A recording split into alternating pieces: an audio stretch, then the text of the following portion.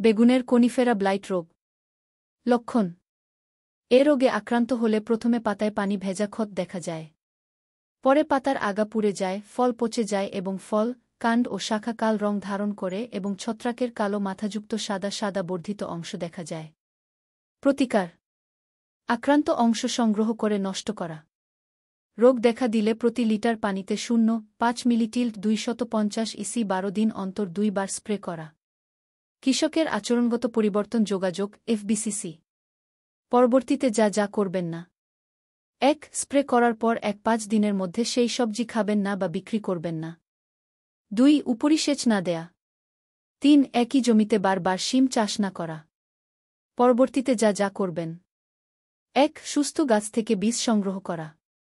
২. সুষম সার ব্যবহার করা। ৩. প্রোভেক্স বা হোমাই বা বেনলেট ১ দ্বারা বীজ শোধন করা। ৪. কৃষি যন্ত্রপাতি ব্যবহারের আগে ও পরে জীবাণুমুক্ত রাখা।